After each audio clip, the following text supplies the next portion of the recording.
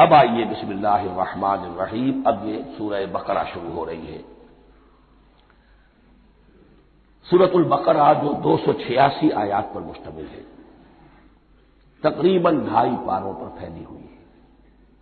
ہر شخص جانتا ہے کہ قرآن حکیم کی حجم کے اعتبار سے سب سے بڑی سورت ہے، لیکن یہ معاملہ صرف حجم کا نہیں ہے۔ نبی اکرم صلی اللہ علیہ وسلم نے اسے سنام القرآن قرار دیا ہے۔ آپ نے فرمایا لکل شیء سنام، ہر چیز کی ایک چوٹی ہوتی ہے، جیسے اونٹ کا کوہان ہوتا ہے۔ وسنام القرآن البقرہ، سنام القرآن، قرآن کی چوٹی جو ہے وہ سورۃ البقرہ ہے۔ یہ نوٹ کر لیجئے جو میں نے کل آپ کو جو مختلف مکی اور مدنی صورتوں کے گروپوں کے بارے میں بتایا تھا کہ یہاں سے اب پہلی منزل بھی شروع ہو رہی ہے اور پہلا گروپ بھی شروع ہو رہا ہے، اور اس کے ساتھ جو اگلی صورت آئے گی وہ اس کا جوڑا ہے، سورہ آل عمران، جس کی سب سے نمایاں علامت یہ نوٹ کیجیے، یہ بھی الف لام میم سے شروع ہوئی، اگلی بھی الف لام میم سے شروع ہوگی۔ اس کے بعد 2 صورتیں مدنی اور ہیں، لیکن ان دونوں میں نہ حروف مقطعات ہے نہ کوئی اور تمہیدی کلام ہے، براہ راست خطاب سورہ نساء میں یا ایھا الناس اور سورہ مائدہ میں یا ایھا الذین آمنوا، کوئی تمہیدی بات نہیں، کوئی حروف مقطعات نہیں، براہ راست خطاب۔ وہ ایک جوڑا ہے سورہ نساء اور سورہ مائدہ، اور یہ ایک جوڑا ہے سورہ بقرہ اور سورہ آل عمران۔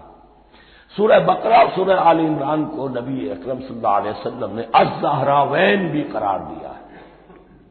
زہرا کہتے ہیں بڑی روشن چیز کو، یہ حضرت فاطمہ رضی اللہ تعالی عنہا کے نام کے ساتھ آتا ہے، فاطمۃ الزہراء، تو زہرا بہت روشن دمکتی ہوئی شے۔ الزہراوین، یہ 2 نہایت دمکتی ہوئی صورتیں ہیں جو قیامت کے دن 2 بدلیوں کی شکل میں ظاہر ہوں گی، حضور نے فرمایا، اور جو لوگ ان صورتوں سے محبت کرتے تھے ان پر سایہ کریں گے۔ اللہم ربنا اجعلنا منہم، ہمیں اللہ تعالیٰ ان میں شامل فرما دے۔ اس سورہ مبارکہ کو 2 حصوں میں تقسیم سمجھیے۔ ویسے تو یہ کہ رکوع آئیں گے، پارے بھی بدلیں گے اس میں، لیکن حصے 2 ہیں۔ پہلے حصے میں اصل روئے سخن سابقہ امت مسلمہ سے ہے، یہود سے، بنی اسرائیل سے۔ دوسرے حصے میں اصل خطاب موجودہ امت مسلمہ سے ہے، امت محمد سے صلی اللہ علیہ وسلم۔ پہلے حصے میں 18 رکوع ہیں، لیکن آیات 152 ہیں۔ دوسرے حصے میں 22 رکوع ہیں، لیکن آیات 134 ہیں۔ گویا کہ اس سے آپ کو توازن نظر آئے گا کہ اگرچہ ادھر رکوعوں کی تعداد کم ہے 18، لیکن آیات کی تعداد زیادہ ہے 152۔ دوسرے حصے میں رکوعوں کی تعداد زیادہ ہے 22، لیکن آیات کی تعداد 134۔ اسی لیے اس کا ایک نام میں نے تجویز کیا ہے، وہ اس لیے تاکہ کچھ حقائق آپ کے ذہنوں میں ان ناموں کے حوالے سے بھی انشاءاللہ محفوظ ہو جائیں گے۔ سورۃ الامتین، 2 امتوں کی سورت، اس لیے کہ تقریباً نصف اس کی ساری بحث جو ہے، مرکزی بحث، وہ سابقہ امت مسلمہ بنی اسرائیل، اور دوسرا نصف اس میں سارا خطاب وہ ہے موجودہ امت مسلمہ یعنی امت محمد صلی اللہ علیہ وسلم۔ اس کا جو پہلے 18 رکوع ہے یا پہلا حصہ ہے، اس کے اندر ڈویژن فردر ہوگی ورٹیکل، عمودی۔ پہلے 4 رکوع، پھر 10 رکوع، پھر 4 رکوع۔ لیکن جو 22 رکوع ہیں دوسرے حصے کے، دوسرے نصف کے، اس میں ڈویژن جو ہے جو ہاریزونٹل ہے، وہ افقی تقسیم ہے، عمودی نہیں، افقی۔ وہ میں بعد میں بیان کروں گا جب ہم وہاں پہنچ جائیں گے۔ ان کو پہلے سمجھ لیجئے کہ اس پہلے حصے کی جو تقسیم میں نے کی ہے، پہلے 4 رکوع، پھر 10 رکوع اور پھر 4 رکوع۔ پہلے 4 رکوع یوں سمجھیے کہ پورے قرآن مجید کے لیے اس کی حکمت اور فلسفے کا جو حصہ مکی قرآن میں بیان ہو چکا تھا اس کا خلاصہ ہے۔ جب یہ سورت نازل ہو رہی ہے تو یہ تو مدینہ میں حضور تشریف لا چکے ہیں، 12-13 سال جو ہے گزر چکے ہیں، اور ان 12-13 سالوں کے دوران 2/3 قرآن نازل ہو چکا ہے۔ اس میں جو بھی حکمت، فلسفہ اور بنیادی دعوت، یہ جو چیزیں مکی قرآن میں بیان ہوئی، ان کا خلاصہ نچوڑ نکال کر یہاں 4 رکوعوں میں رکھ دیا گیا۔ اگرچہ ان میں بھی جب گہرائی میں آپ دیکھیں گے تو روح سخن جو ہے وہ بنی اسرائیل کی طرف ہے، وہ میں بعد میں عرض کروں گا، لیکن اضافی طور پر یہ سمجھ لیجئے کہ پورے مکی قرآن کے حکمت اور پیغام کا خلاصہ ان 4 رکوعوں میں۔ پھر 10 رکوع ہیں جن میں براہ راست خطاب ہے سابقہ امت مسلمہ، یا بنی اسرائیل۔ اس کے بھی 2 حصے ہیں۔ پہلے ایک رکوع میں دعوت ہے، بڑا انداز اس کا بڑا پیارا ہے، اس میں دعوت ہے، ایمان لاؤ محمد پر صلی اللہ علیہ وسلم۔ اور اس کے بعد 9 رکوع ہیں ملامت کے، ملامت، تنقید، تم نے یہ کیا اور یہ کیا اور یہ کیا، ہم نے یہ احسان کیے، یہ احسان کیے، یہ احسان کیے، تم نے یہ ناشکری کی، یہ ناشکری کی، یہ ناشکری کی۔ اور اس سب کا نتیجہ آخری 4 رکوعوں میں ہے کہ اب تمہیں اس منصب سے معزول کیا جا رہا ہے جس پر تم 2000 برس تک فائز رہے، اور تمہیں ہٹا کر اب ایک نئی امت محمد کی شکل میں جو وجود میں آ چکی ہے صلی اللہ علیہ وسلم، اسے اس پر فائز کیا جا رہا ہے۔ اور اس کی علامت کے طور پر اسے میں کہا کرتا ہوں کورونیشن، تاج پوشی۔ ایک امت معذور، دوسری امت اس کا نصب ہو رہا ہے، اس کی تاج پوشی کے لیے سمبل، علامت کیا ہے؟ قبلہ تحویل۔ وہ قبلہ یروشلم سابقہ امت کا قبلہ اب ادھر رخ نہیں ہوگا، اب اہل توحید کا قبلہ یہ مکے کی طرف ہوگا، بیت اللہ کی طرف ہوگا۔ تو تحویل قبلہ کا مضمون ہے جو ان 4 رکوعوں میں آتا ہے۔ تو یہ میں نے تھوڑی سی تمہید جو ہے آپ کے سامنے رکھ دی ہے۔ اب بسم اللہ کیجیے۔ بسم اللہ الرحمن الرحیم، الف لام میم۔ الف لام میم یہ حروف مقطعات ہیں، یہ علیحدہ علیحدہ پڑھے جاتے ہیں، علم نہیں پڑھ سکتے اس کو۔ الف لام میم، ہا میم ہے، ہا علیحدہ میم علیحدہ، اگرچہ لکھے ہوئے ہوتے جڑے ہوئے، کاف ہا یا عین صاد لکھے ہوئے جڑے ہوئے، پڑھے جائیں گے علیحدہ علیحدہ، قطع علیحدہ کرنا۔ تو حروف مقطعات، ان کے بارے میں ایک بات تو جو ہے اجماعی ہے، سب کے نزدیک مسلم ہے، ان کا کوئی حتمی مفہوم اور ان کے حتمی معنی کسی کو معلوم نہیں سوائے اللہ اور اس کے رسول کے۔ اس معنی میں یوں بھی کہا گیا یہ کوڈ ورڈز ہیں، جیسے کہ کوئی میسیجز جو ہیں ادھر ادھر بھیجے جاتے ہیں، سیکرٹ میسیجز، تو کچھ کوڈ ورڈز ہوتے ہیں جس سے سمجھ میں آتا ہے کہ یہ بات واقعتاً صحیح سورس سے آ رہی ہے، واللہ عالم۔ لیکن اس کا کوئی مفہوم اور اس کے معنی جو ہے وہ اتفاق اس پر ہے، اگرچہ بعض حضرات نے کچھ اپنی سی کوشش کی ہے، کچھ مفہوم جو ہے بنانے کی، وہ اپنی جگہ پر ہے، لیکن یہ کہ کسی حضرت عبداللہ ابن عباس رضی اللہ تعالی عنہما نے بعض ایسی کوششیں کی ہیں، لیکن ان کی رائے کو بھی ان کی ذاتی رائے سمجھا گیا ہے، امت نے اسے قبول نہیں کیا۔ اجماع اور کنسنسس اسی پر ہے کہ اس کے معنی اور مفہوم کسی کو معلوم نہیں سوائے اللہ اور اس کے رسول کے۔ البتہ بعض چیزیں ایسی ہیں کہ وہ اگر نوٹ کر لی جائیں تو شاید آئندہ ہے اس میں کچھ راز کھلنے کے امکانات پیدا ہو جائیں۔ دیکھیے عربی زبان کے جو الفابیٹس ہیں ان کی تعداد 29 ہے یا 28 ہے، میں بتا چکا ہوں۔ الف اور حمزہ کو ایک سمجھے تو 28 ورنہ 29۔ پہلی بات یہ نوٹ کیجئے، قرآن حکیم کی 114 سورتوں میں سے 29 سورتوں میں ان کے شروع میں یہ حروف مقطعات آئے۔ دوسری بات یہ کہ اس میں 28 کا نصف کیجئے تو 14 استعمال ہوئے، 14 نہیں استعمال ہوئے، بالکل آدھی تعداد استعمال ہوئی ہے۔ تیسرے یہ کہ جو شروع اور آخر اور درمیان 3 حصوں میں تقسیم کر دیجئے آپ، 9 9 9 پلواڑی 27، ایک طرف 10 رہ جائیں گے۔ پہلے حصے میں سے بہت کم حروف لیے گئے، بہت کم۔ آخری حصے میں تقریباً تمام حروف ہیں، تقریباً۔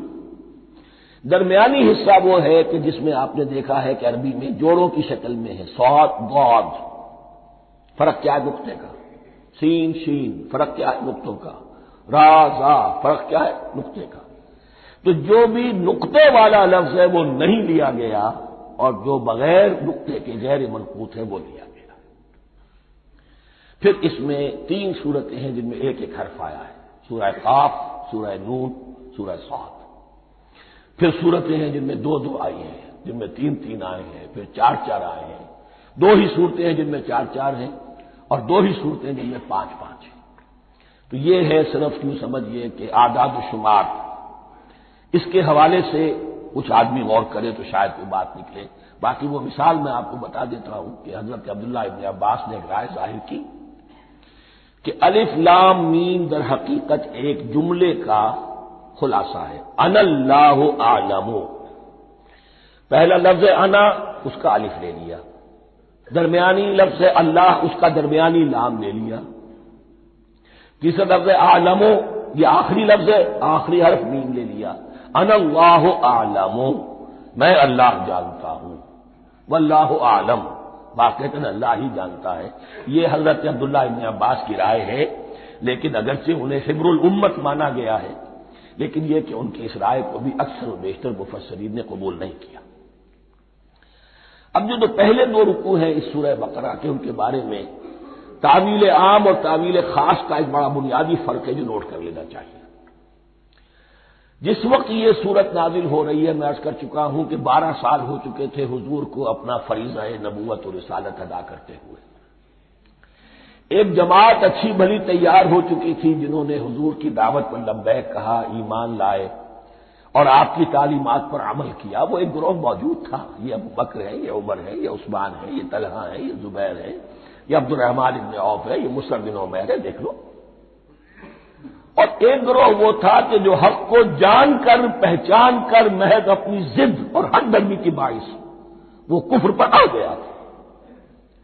اور اب ایک تیسرا گروہ پیدا ہو رہا تھا مدینے میں آ کر، وہ ابھی ایمبریونک سٹیج میں ہے، کہ جو داعی ہے، مدعی ہے کہ ہم مانتے ہیں لیکن حقیقت میں نہیں مانتے۔ یہ 3 قسم کے گروہ دنیا میں ہمیشہ پائے جائیں گے، ہمیشہ۔ اب اسے میں اس کو لا رہا ہوں تعویل عام کی طرف۔ جب بھی کبھی کوئی دعوت اٹھے گی انقلابی، ایک ہوتا ہے وعظ و نصیحت، ٹھیک ہے، جس نے بھی فائدہ اٹھایا اٹھائیے۔ ایک ہوتی ہے دعوت انقلابی، وہ انقلابی دعوت کا ہدف ہوتا ہے نظام کو بدلنا۔ نظام بدلتا ہے تو ظاہر بات ہے کہ جو لوگ اس نظام میں جن کے ویسٹڈ انٹرسٹ ہیں اور جن کو پریولیجز حاصل ہیں، جن کے مفادات ہیں، وہ تو لازماً اپنے نظام کا تحفظ کریں گے۔ ٹکراؤ ہوگا، تصادم ہوگا، تصادم میں جانی نقصان بھی ہوگا، مالی نقصان بھی ہوگا۔ یہ گویا کہ کسی انقلابی دعوت کے لوازم ہیں۔ اگر یہ شے نہ ہو تو ان دعوت انقلابی ہے ہی نہیں۔ اس اعتبار سے ہر انقلابی دعوت کے جواب میں 3 طبقے پیدا ہو جاتے ہیں۔ ایک وہ کہ جو اس دعوت کو قبول کرتے ہیں دیانت کے ساتھ، خلوص کے ساتھ، اخلاص کے ساتھ، اور پھر پوری جواں مردی کا ثبوت دیتے ہیں، ہر کے بعد آباد، اب جو آئے سو آئے، جان دینی پڑے حاضر ہیں، مال دینا پڑے حاضر ہیں، کوئی تکلیف آئے، کوئی مشقت آئے، کوئی مصیبت آئے، کوئی قربانی کرے، حاضر۔ جب پکارا گیا واپس نہیں پھیرا کوئی فرمان جنوں کا، اور تنہا نہیں لوٹی کبھی آواز جرس کی۔ خیریت جا راحت تن صحت داما، سب بھول گئی مصلحت اہل ہوس کی۔ ایک وہ لوگ ہوتے ہیں کہ جو اڑ جاتے ہیں ضد پر، حق درمی پر، ماننے کے باوجود، جاننے کے باوجود یہ بات تو ٹھیک ہے جو کہہ رہے ہیں، کیسے مان لیں؟ ہماری سیادت، ہماری چودراہٹ، ہمارے مفادات، ہمارے یہ ساری چیزیں ان سب کے اوپر زد پڑ رہی ہے۔ یہ لوگ اڑ جاتے ہیں اور پھر کوئی دعوت، کوئی نصیحت، کوئی مزید افہام و تفہیم ان کے حق میں مفید نہیں ہوتی۔ اس لیے کہ صحیح بات ہے جو کہتے ہیں کہ سوتے کو تو جگایا جا سکتا ہے، جاگتے ہو کیسے جگائیں؟ کوئی سویا ہوا ہے تو آپ وہ جگا دیں گے، جو جاگا ہوا ہے لیکن وہ بنا ہوا ہے، وہ اٹھنے کو تیار ہی نہیں ہے، تو آپ کیسے اٹھا دیں گے اس کو؟ تو جو لوگ جان بوجھ کر حق کو پہچان کر رد کر دیتے ہیں، پھر ان کے حق میں کوئی دعوت، کوئی نصیحت، کوئی تبلیغ، کوئی انذار، کوئی تبشیر مفید نہیں ہوتی۔ تیسرا درجہ ایسے لوگوں کا ہوتا ہے جو یا تو شروع میں آتے ہی شرارت کے ارادے سے ہیں، کوئی مصلحت ہے جس کی وجہ سے اس دعوت کو قبول کر لیا، کوئی ذاتی منفعت ہے جس کے لیے قبول کر لیا، یا یہ کہ شروع میں تو اخلاص کے ساتھ آتے ہیں لیکن جب قربانی دینے کا وقت آتا ہے تو ان کے اندر سیرت و کردار کی وہ مضبوطی نہیں ہوتی کہ ہر شباد آباد، یہ نہیں ہوتی، وہ پھر ڈگمگاتے رہتے ہیں، کبھی کچھ چلے پھر کہیں چھٹک کر رہ گئے، پھر کہیں کچھ چلے پھر چھٹک کر رہ گئے۔ یہ تیسرا طبقہ ہے کہ جو کہتا ہے دعوی مدعی ہے کہ ہم نے مانا ہے، قبول کیا ہے، بات ٹھیک ہے، کچھ تھوڑا بہت چلتے بھی، لیکن جہاں مشکل آئی چھٹک کر کھڑے ہو گئے، عہدے منہ گر پڑے۔ یہ تیسرا طبقہ ہے۔ اس کے لیے لفظ ہمارے ہاں منافقین بھی ہے، لیکن اس رکوع میں آ کر ابھی ان 4 رکوعوں میں نہیں بلکہ سورہ بقرہ میں مکمل میں بھی کہیں نفاق کا لفظ نہیں آیا ہے، اس لیے کہ اسے مرض سے تعبیر کیا گیا ہے۔ یہ مرض ہے ایک، اور اس مرض کے ذریعے سے لوگوں کے اندر جو ہے وہ ایک نفاق کا بیج پڑ رہا ہے جو ظاہر ہوگا کہ منافقت پوری کی پوری کھل کر سامنے آ جائے گی۔ روگ ہے انسانی شخصیت کا، اس حوالے سے وہ تیسری، اور یہ چونکہ اہم ترین حصہ تھا اور یہ مرض اب شروع ہو رہا تھا، مدینے میں، مکے میں نہیں تھا، لہذا زیادہ تفصیل سے اس کے بارے میں گفتگو ہوئی۔ اعوذ باللہ من الشیطان الرجیم، بسم اللہ الرحمن الرحیم، الف لام میم ذالک الکتاب لا ریب فیہ، صدق اللہ العظیم۔ الف لام میم حروف مقطعات ہیں جن کے بارے میں عرض کر چکا ہوں۔ ذالک الکتاب لا ریب فیہ، یہ وہ کتاب ہے اس میں کوئی شک نہیں۔ الکتاب اس لیے کہا گیا ہے کہ قرآن مجید کی پیشنگوئیاں اور خوشخبریاں سابقہ کتابوں میں موجود تھیں، اور چونکہ اس سورہ مبارکہ میں اصل خطاب کا رخ جو ہے وہ ہے سابقہ امت مسلمہ کی طرف، تو ذالک کتاب نہیں کہا گیا، ذالک کتاب لا ریب فیہ نہیں، ذالک الکتاب یہ وہ کتاب ہے، کتاب موعود ہے جس کی پیشنگوئیاں تورات اور انجیل میں موجود تھیں۔ لا ریب فیہ، اس میں کوئی شک نہیں۔ حرف اورا ریب، نئے، تبدیل، نئے، یہی الفاظ آئے ہیں سورہ سجدہ کے شروع میں بھی، الف لام میم تنزیل الکتاب لا ریب فیہ رب العالمین، لا ریب فیہ من رب العالمین، فیہ ھدی للمتقین۔ فیہ دونوں طرف مل سکتا ہے، لا ریب فیہ اسے معانقہ کہتے ہیں، لا ریب فیہ پڑھیں گے تو ھدی سے شروع کر دیں گے، لا ریب پر ختم کر دیں گے تو فیہ ھدی للمتقین، یہ دونوں معنی درست ہوں گے۔ آپ کو مل جائے گا جو قرآن شریف لے کر بیٹھے ہوئے ہیں کہ حاشیے میں معانقہ نمبر 1 لکھا ہوا ہے، معانقہ عند المتاخرین۔ ھدی للمتقین یہ ہدایت ہے، رہنمائی ہے اہل تقویٰ میں جو بچنا چاہیں۔ تقویٰ کا اصل مفہوم سمجھ لیجئے، بقا یقین، کسی کو بچانا، تقویٰ خود بچنا۔ جن لوگوں کے اندر فطرت سلیمہ ہوتی ہے ان میں اخلاقی حس موجود ہوتی ہے، وہ بری چیز سے بچنا چاہتے ہیں، بھلی کو حاصل کرنا چاہتے ہیں، وہ لوگ ہیں کہ جو گویا کہ اس قرآن کا اصل مخاطب ہے، وہی اس سے استفادہ کر سکیں گے۔ الذین یؤمنون بالغیب، اب ان کے کچھ اوصاف، یہ اصل میں بہت زیادہ واضح ہوتا ہے تعویل خاص کے اعتبار سے کہ دیکھ لو درخت کو اپنے پھل سے پہچانتے ہیں، اس قرآن کے پھل موجود ہیں نا، یہ ابو بکر اور عمر اور عثمان اور علی کون ہیں؟ یہ جو مہاجرین آئے ہیں چل کر، مدینے والوں دیکھو یہ کون ہیں، ان کی شخصیتیں کیا ہیں، ان کا کردار کیا ہے، ان کا اوصاف کیا ہے، یہ کس درخت کے پھل ہیں، یہ اس بینہ کے پھل ہیں، یہ اس ذکرہ کے پھل ہیں۔ بینہ رسول من اللہ یتلو صحفا مطہرۃ فیہا کتب قیمہ، یہ اس شجرہ مبارکہ کے پھل ہیں، دیکھ لو ان کے کیا شب و روز ہے، الذین یؤمنون بالغیب، جو غیب پر ایمان رکھتے ہیں۔ تعویل عام کے اعتبار سے اس کا بہت اہم مفہوم ہوگا، جو یہ طے کر لے کہ سوائے مادے کی دنیا کے مجھے اس سے آگے جانا ہی نہیں، unless I can verify۔ آپ کو معلوم ہے کہ میٹیریل جو حقائق ہے وہ تو آپ ویریفائی کر سکتے ہیں، آنکھ سے دیکھ سکتے ہیں، کان سے سن سکتے ہیں، ویریفائڈ ہے۔ جو یہ سمجھ لے گا کہ اس کے بیونڈ کچھ نہیں ہے، اس کے لیے قرآن میں کوئی ہدایت نہیں۔ ہدایت قرآنی کا نقطہ آغاز یہ ہے کہ انسان یہ سمجھ لے کہ جو اصل حقیقت ہے وہ مستور ہے، نگاہوں سے چھپی ہوئی ہے، سامنے جو کچھ نظر آ رہا ہے۔ ایک انگلستان کے بہت بڑے فلسفی کی کتاب کا عنوان ہے appearance and reality, reality and appearance, Bradley کی کتاب۔ اپیئرنس جو کچھ نظر آ رہا ہے یہ حقیقت نہیں، حقیقت اس کے پیچھے ہے۔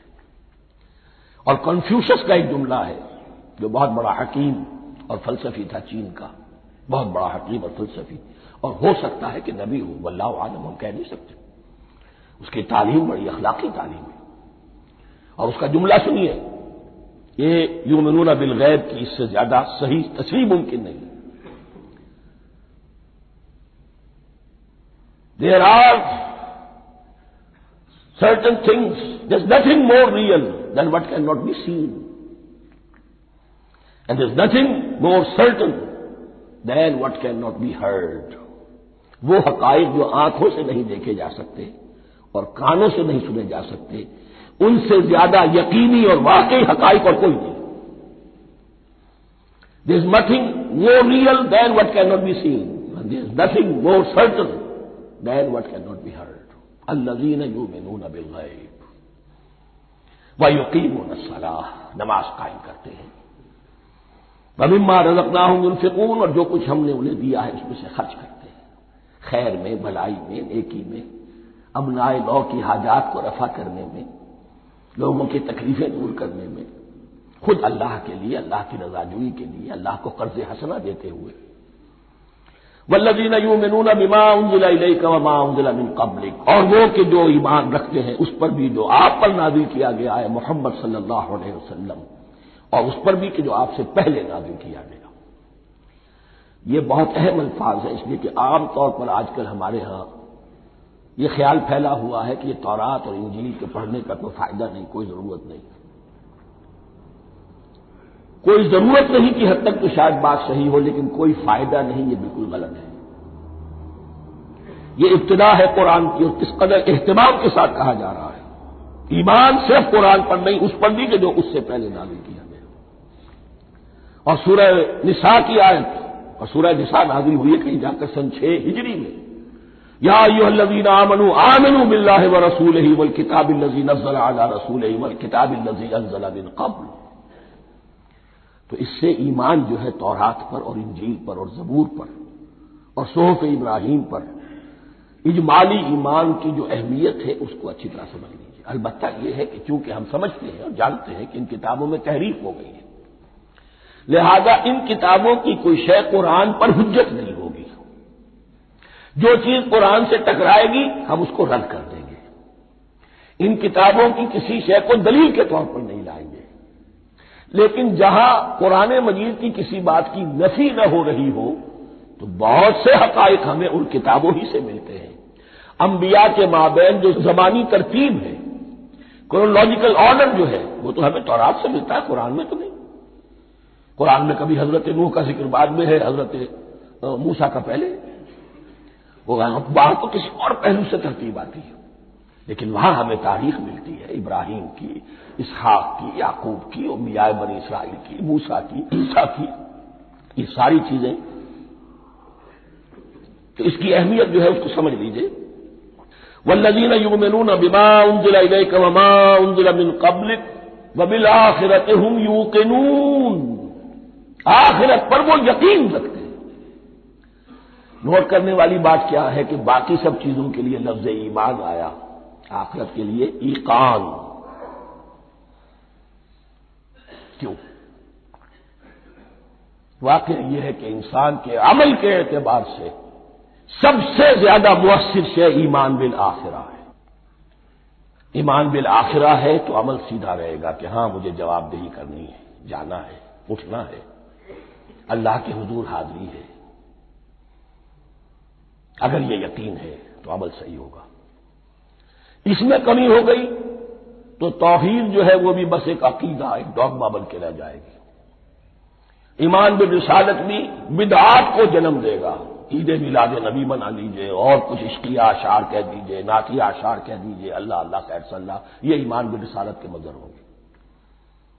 عمل انسان کا درست ہوتا ہے آخرت کے یقین کے ساتھ۔ وبالآخرۃ ہم یوقنون، آخرت پر انہی کا یقین ہے، انہی کا یقین ہے۔ یہ حصر بھی ہے اس اعتبار سے کہ یہودی میں مدعی تھے کہ ہم آخرت پر یقین رکھتے ہیں، یہاں کنٹراسٹ دکھایا جا رہا ہے آخرت پر یقین رکھنے والے یہ لوگ ہیں، اور تعویل خاص کے اعتبار سے وہ لوگ موجود ہیں تمہاری نگاہوں کے سامنے۔ 13 برس کی محنت کی کمائی محمد رسول اللہ صلی اللہ علیہ وسلم کی اس کتاب کی، یتلو علیہم آیاتہ ویزکیہم ویعلمہم الکتاب والحکمہ، اس کا جو نتیجہ ہے وہ تمہارے سامنے۔ اولئک علی ھدی من ربہم، یہ وہ لوگ ہیں جو اپنے رب کی طرف سے ہدایت پر ہیں۔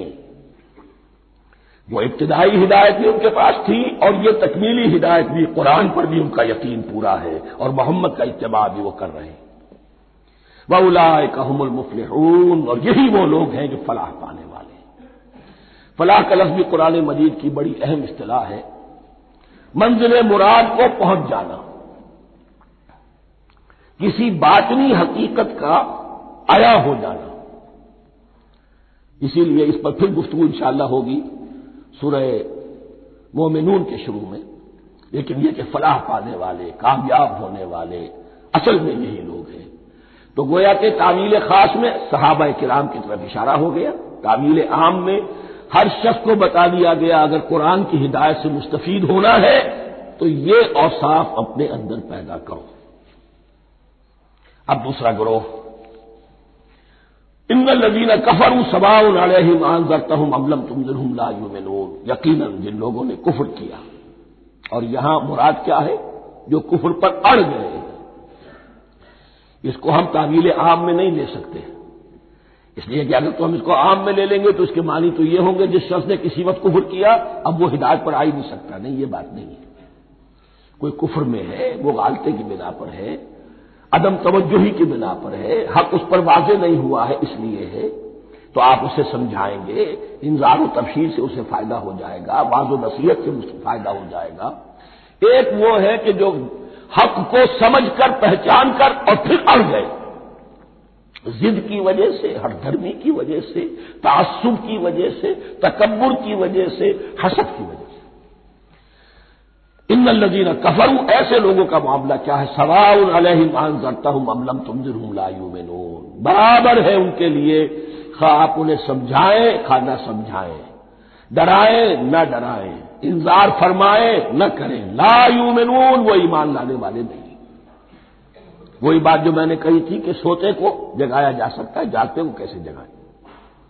ختم اللہ علی قلوبہم وعلی سمعہم وعلی ابصارہم غشاوہ،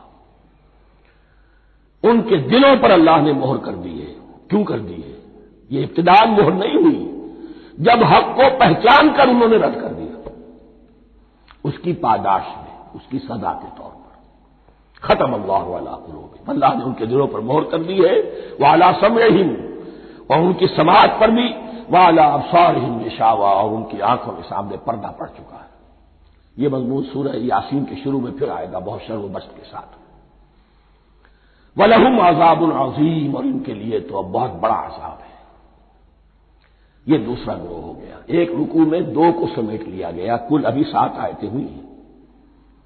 ایک وہ گروہ جس نے قرآن مجید کی دعوت سے صحیح استفادہ کیا، ان میں طلب ہدایت کا مادہ موجود تھا، ان کی فطرتیں سلیم تھیں، ان کے سامنے دعوت آئی، قبول کی، اور قرآن کے بتائے ہوئے راستے پر چلے۔ وہ گلے سرسبد ہیں، وہ شجرہ قرآنی کے نہایت مبارک اور مقدس، وہ اس کے پھل ہیں۔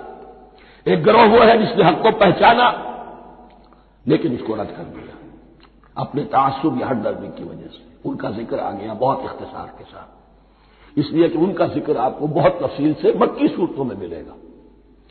اب آیا تیسرا گروہ، وَمِنَ النَّاسِ، اور لوگوں میں کچھ ایسے بھی ہیں، مَن يَقُولُ آمَنَّا بِاللَّهِ وَبِالْيَوْمِ الْآخِرِ وَمَا هُم بِمُؤْمِنِينَ، جو کہتے تو یہ ہے کہ ہم ایمان رکھتے ہیں اللہ پر بھی اور یوم آخر پر بھی، مگر وہ حقیقت میں مومن نہیں ہے۔ یہاں ایک بات سمجھ لیجئے، اکثر و بیشتر مفسرین نے اس تیسری کیٹیگری کے بارے میں یہی رائے قائم کی ہے کہ یہ منافقین مذکور ہیں یہاں، اگرچہ لفظ منافق یا لفظ نفاق نہیں آیا یہاں، لیکن مولانا نیاسر اصلاحی صاحب نے ایک رائے ظاہر کی ہے جو بڑی قیمتی ہے، وہ یہ کہ یہاں ایک کردار کا نقشہ کھینچ دیا گیا ہے، غور کرنے والے غور کر لیں، دیکھ لیں، جس پر بھی وہ چسپاں ہو جائے۔ اور بالفعل جب یہ آیات نازل ہو رہی تھی تو دو طبقات پر یہ کردار نگاری جو ہے، یہ جو شخصیت کا ہیولہ کھینچا جا رہا ہے، وہ دو کے اوپر راست آ رہا تھا۔ ایک علماء یہود، وہ بھی کہتے تھے کہ ٹھیک ہے محمد جو کہہ رہے ہیں ہم بھی اللہ کو مانتے ہیں، آخرت کو بھی مانتے ہیں، اسی لیے یہاں رسالت کا ذکر نہیں ہے۔ بھئی ہم محمد ہی کو نہیں مانتے نا صلی اللہ علیہ وسلم، باقی اگر 1.25 نبی آئے ہیں تو باقی 1.25 کو تو ہم مانتے ہیں، ایک محمد کو نہیں مانا، ایک عیسیٰ کو نہیں مانا، بس۔ تو ہمیں بھی مانا جانا چاہیے کہ ہم بھی مسلمان ہیں۔ ایک یہ ان کی رائے ہے، اور واقعہ یہ ہے کہ یہاں اس طریقے کا تذکرہ ہو رہا ہے کہ جس سے ان کا کردار بھی جھلک رہا ہے، روح سخن ان کی طرف جا رہا ہے۔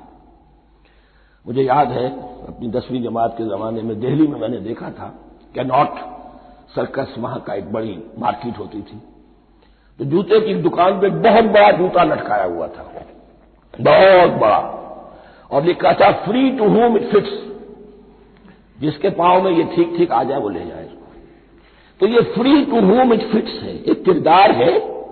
اب یہ کردار جس کے اوپر بھی فٹ بیٹھ جائے، ان میں یقیناً زیادہ تو غلبہ یہی ہے جو مفسرین کی رائے ہے، منافقین کا معاملہ جو ہو رہا ہے، لیکن یہ کردار بعین نہیں فٹ بیٹھ رہا ہے یہود کے علماء پر۔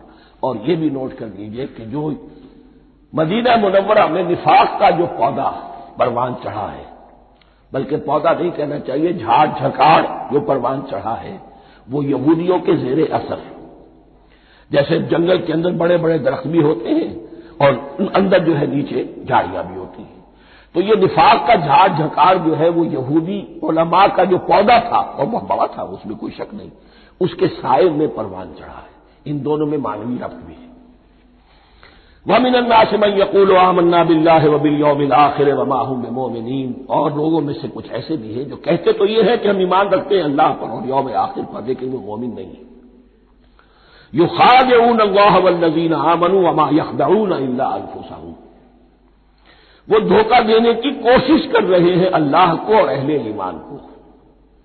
لیکن یخادعون جو ہے یہ باب مفعلہ ہے، باب مفعلہ میں کشمکش ہوتی ہے، کشاکش ہوتی ہے، لہذا ترجمہ میں نے کیا کوشش کر رہے ہیں۔ وما یخدعون الا انفسهم، یہ ثلاثی مجرد میں آ گیا، اور نہیں دھوکہ دے رہے مگر صرف اپنے آپ کو۔ یہ یقینی ہے اپنے آپ کو تو دھوکہ دے رہے ہو، لیکن یہ کہ اللہ اس کے رسول کو اور اللہ اور اہل ایمان کو دھوکہ نہیں دے سکتے۔ سورہ نساء کی آیت نمبر 142 میں یہ کھل کر منافقین کے بارے میں یہی الفاظ آئے ہیں، ان المنافقین یخادعون اللہ وہو خادعهم، یقیناً منافقین جو ہے وہ اللہ کو دھوکہ دینے کی کوشش کر رہے ہیں اور اللہ انہیں دھوکہ دے رہا ہے۔ فی قلوبہم مرض، ایک لفظ اور رہ گیا، وما یشعرون، انہیں اس کا شعور نہیں ہے۔ یہ بہت اچھی طرح نوٹ کر لیجیے، منافقین کی بھی اکثریت وہ تھی جنہیں اپنے نفاق کا شعور نہیں تھا، وہ اپنے تئیں سمجھتے تھے اپنے آپ کو مسلمان، وہ کہتے تھے یہ بے وقوف لوگ ہیں، محمد رسول اللہ کے بارے میں کہتے تھے یہ خام خواہ جو ہے انہوں نے لڑائی بھڑائی مول لے لی ہے اہل مکہ کے ساتھ، کیا ضرورت ہے، امن کے ساتھ جو ہے بات کرنی چاہیے۔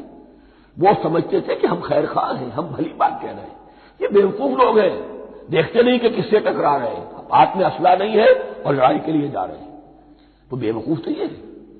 لیکن وہ سمجھتے تھے کہ ہم تو بڑے مخلص ہیں، ہم مسلح ہیں، تو ما یشعرون بہت ضروری ہے۔ بعض لوگ منافق ایسے بھی تھے کہ جو اسلام میں داخل ہی ہوتے تھے دھوکہ دینے کی خاطر، اور ان پہ پہلے دن سے واضح ہوتا تھا کہ ہم مسلمان نہیں ہیں، ہم نے اسلام کا لبادہ اوڑھا ہے صرف دھوکے کے لیے۔ اس کا ایک ذکر سورہ آل عمران میں آئے گا، لیکن اکثر و بیشتر منافقین دوسری طرح کے تھے جنہیں اپنے نفاق کا شعور حاصل نہیں تھا۔ فی قلوبہم مرض، ان کے دلوں میں ایک روگ ہے، بیماری ہے۔ یہ روگ اور بیماری کیا ہے؟ ایک لفظ میں اس کو تعبیر کیا جائے، کردار کی کمزوری۔ Weakness of character. ایک شخص وہ ہوتا ہے کہ جو سمجھتا ہے یہ حق ہے، حق کے بعد آباد، اب جو ہو سو ہو.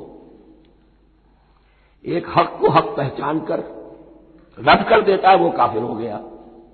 ایک حق کو حق پہچان کر آیا تو صحیح، لیکن ویکنیس آف کیریکٹر کی وجہ سے قوت ارادی کمزور ہے. آخرت بھی چاہتے ہیں، دنیا کو بھی ہاتھ سے دینے کو تیار نہیں. یہاں کا بھی کوئی نقصان نہ ہو اور آخرت کا بھی سارا بھلا ہمیں مل جائے. یہ وہ لوگ ہیں در حقیقت کہ اس کو کہا روگ. فی قلوبہم مرض فزادہم اللہ مرضا، تو اللہ نے ان کے مرض میں اضافہ کر دیا. یہ اللہ کی سنت ہے. آپ حق پر چلنا چاہیں، حق کا راستہ آپ کے لیے آسان کر دے گا. آپ برائی کی طرف جانا چاہیں، بڑی سے بڑی برائی آپ کے لیے ہلکی ہوتی چلی جائے گی. کوئی خاص بات ہی نہیں، چلو یہ بھی کر گزرو، جب یہ کر لیا تو یہ بھی کر گزرو. اور اگر آپ بین لٹکنا چاہیں تو اللہ اسی پہ چھوڑ دیتا ہے. ٹھیک ہے، آپ سمجھتے ہیں ہم کامیاب ہو رہے ہیں. ہم نے مسلمانوں کو بھی دھوکہ دے لیا، وہ ہمیں مسلمان سمجھتے ہیں، اور یہودیوں کو بھی دھوکہ دے لیا، وہ سمجھتے ہیں کہ ہم ان کے ساتھی ہیں، تو سمجھا کامیاب ہو رہے ہیں. حقیقت میں کامیابی نہیں. فی قلوبہم مرض فزادہم اللہ مرضا ولہم عذاب علیم بما کانوا یکذبون، اور ان کے لیے تو دردناک عذاب ہے. عذاب عظیم کا لفظ آیا تھا اوپر کفار کے لیے، وَلَهُمْ عَذَابٌ عَظِيمٌ 7ویں آیت ختم ہوئی. اور عذاب علیم کا لفظ آیا یہاں، ان کے لیے دردناک المناک عذاب ہے. بما کانوا یکذبون، بسبب اس جھوٹ کے جو وہ بول رہے تھے. وَإِذَا قِيلَ لَهُمْ لَا تُفْسِدُوا فِي الْأَرْضِ، اور جب ان سے کہا جاتا تھا مت فساد کرو زمین میں. مراد کیا ہے اس سے؟ کہ جب محمد کو مان لیا کہ اللہ کے رسول ہیں، اب ٹھیک ٹھیک پیروی کرو، ان کے پیچھے چلو، ان کا حکم ہے تو جنگ کے لیے نکلو، ان کی طرف سے تقاضا آتا ہے مال پیش کرو، اور اگر تم اس سے کتراتے ہو تو فساد مچا رہے ہیں، جماعتی زندگی کے اندر فتنہ و فساد پیدا کرو. وَإِذَا قِيلَ لَهُمْ لَا تُفْسِدُوا فِي الْأَرْضِ قَالُوا إِنَّمَا نَحْنُ مُصْلِحُونَ، وہ کہتے تھے نہیں ہم تو صلح کرانے والے ہیں، اصلاح کرنے والے ہیں. ہم چاہتے ہیں لڑنا بھیڑنا کوئی اچھی بات نہیں ہے، ٹکراؤ تصادم یہ کوئی اچھے کام تھوڑا ہی ہے. بس ٹھنڈے ٹھنڈے دعوت دیتے رہو، جو چاہے قبول کر لے، جو چاہے رد کر دے. خواہ یہ ٹکرانا اور یہ جنگ کرنا اور اللہ کے دین کو غالب کرنے کے لیے یہ قربانی دو اور یہ مصیبت جھیلو اور یہ مشقت برداشت کرو اور یہ چیز چھوڑو اور یہ ترک کرو، یہ کاہے کے لیے؟ وَإِذَا قِيلَ لَهُمْ لَا تُفْسِدُوا فِي الْأَرْضِ قَالُوا إِنَّمَا نَحْنُ مُصْلِحُونَ أَلَا إِنَّهُمْ هُمُ الْمُفْسِدُونَ وَلَٰكِن لَّا يَشْعُرُونَ. آگاہ ہو جاؤ کہ وہی ہے مفسد، فساد پھیلانے والے. اس لیے کہ محمد رسول اللہ کی دعوت ہے زمین میں اصلاح کے لیے. اس اصلاح کے لیے کچھ آپریشن کرنا پڑے گا. مریض اس درجے کو پہنچ چکا ہے کہ آپریشن کے بغیر اس کی شفا نہیں ہوگی. اب اگر تم اس کے راستے میں رکاوٹ بنتے ہو تو در حقیقت تم فساد مچا رہے ہو، لیکن تمہیں اس کا شعور نہیں. الا انہم هم المفسدون ولکن لا یشعرون. پھر دیکھیے نوٹ کیجیے، شعور نہیں ہے. شعوری نفاق اور شے ہے، غیر شعوری نفاق ہے کہ جس کا یہ سارا تذکرہ ہو رہا ہے. وَإِذَا قِيلَ لَهُمْ آمِنُوا كَمَا آمَنَ النَّاسُ، اور جب ان سے کہا جاتا ہے ایمان لاؤ جیسے دوسرے لوگ ایمان لائے. آخر دیکھو دوسرے یہ اہل ایمان ہیں، جب بلاوا آتا ہے فوراً لبیک حاضر ہوتے، جو بھی ہو. یہ تم جو ہے آخر تم نے اور روش اختیار کی. وَإِذَا قِيلَ لَهُمْ آمِنُوا كَمَا آمَنَ النَّاسُ قَالُوا أَنُؤْمِنُ كَمَا آمَنَ السُّفَهَاءُ. وہ کہتے ہیں کہ کیا ہم ایمان لائے جیسے یہ بے وقوف لوگ ایمان لائے. انہیں تو اپنے نفع کی فکر، نہ نقصان کی فکر، نہ خطرات کا کوئی خیال، نہ اندیشوں کا کوئی گمان. جان جائے مال جائے، اولاد کو چھوڑ دیں، گھر بار چھوڑ کے آ گئے ہیں. ان سے بڑے بے وقوف کون ہوں گے؟ بال بچے چھوڑ آئے ہیں کفار مکہ کے رحم و کرم پر، سرداران قریش جو چاہے ان کے ساتھ کریں. تو یہ تو بے وقوف لوگ ہیں. آج کل آپ کہتے ہیں ایسے لوگوں کو فینیٹکس ہیں. یہ فینیٹکس ہے. دیکھ بھال کر چلنا چاہیے، دائیں بائیں دیکھ کر چلنا چاہیے، نفع نقصان کا خیال کر کے چلنا چاہیے. چاہے حق ہے ٹھیک ہے، لیکن بہرحال اپنی مصلحتوں کو بھی اور اپنی اہل و عیال کی مصلحتوں کو بھی دیکھنا چاہیے. یہ لوگ تو معلوم ہوتا ہے کہ بالکل دیوانے ہو گئے، فینیٹکس ہو گئے. وَإِذَا قِيلَ لَهُمْ آمِنُوا كَمَا آمَنَ النَّاسُ قَالُوا أَنُؤْمِنُ كَمَا آمَنَ السُّفَهَاءُ أَلَا إِنَّهُمْ هُمُ السُّفَهَاءُ وَلَٰكِن لَّا يَعْلَمُونَ. آگاہ ہو جاؤ کہ وہی بے وقوف ہیں لیکن انہیں علم نہیں ہے. وہ صادق الایمان جو ایمان کی ہر تقاضے کو پورا کرنے کے لیے ہر وقت حاضر ہے، ان سے بڑا عقل مند کوئی نہیں، ان سے بڑا سمجھدار کوئی نہیں. انہوں نے یہ جان لیا ہے کہ اصل زندگی آخرت کی زندگی ہے، یہ نہیں ہے. یہ تو عارضی ہے، کل نہیں آج ختم ہو جائے، آج نہیں ابھی ختم ہو جائے، کیا فرق پڑے گا؟ جانا تو ہے، اب نہیں تو کل، کل نہیں تو پرسوں جانا تو ہے. تو عقل تو ان کے اندر ہے. الا انہم هم السفہاء ولکن لا یعلمون واذا لقوا الذین آمنوا قالوا آمنا. اور جب یہ ملتے ہیں ان سے جو اہل ایمان ہیں تو کہتے ہیں ہم بھی ایمان رکھتے ہیں. اب یہ ان دونوں پر آئے گا. عام جو یہودی تھے وہ بھی کہتے تھے کہ ہم بھی تو آخر اللہ کو مانتے ہیں، آخرت کو مانتے ہیں. اور منافق تو تھے ہی جو رسول کو بھی مانتے تھے. وَإِذَا خَلَوْا إِلَىٰ شَيَاطِينِهِمْ. اور جب یہ اپنے شیطانوں کے پاس خلوت میں ہوتے ہیں، اور یہاں شیاطین سے مراد ہیں اہل کتاب یہود کے علماء، ان کے سردار، یا عبداللہ ابن ابی جو منافقین مدینہ کا سردار تھا. اگر وہ کبھی ملامت کرتا ہے دیکھو تم تو معلوم ہوتا ہے بالکل مسلمانوں میں شامل ہی ہو گئے پوری طرح سے، تمہیں کیا ہو گیا، تم ہر بات مان رہے ہو. اب انہیں یہ کچھ نہ کچھ اپنی وفاداری کا یقین دلانے کے لیے کہنا پڑتا تھا، نہیں نہیں ہم انہیں بیوقوف بنا رہے ہیں، ہم ان سے ذرا تمسخر کر رہے ہیں، ہم ہیں آپ کے ساتھ ہی، آپ فکر نہ کریں. اسی لیے یہ دو منہ ہونا، نفق کہتے ہیں سرنگ کو جس کے دو دروازے ہوتے ہیں، باقی زیر زمین ہے.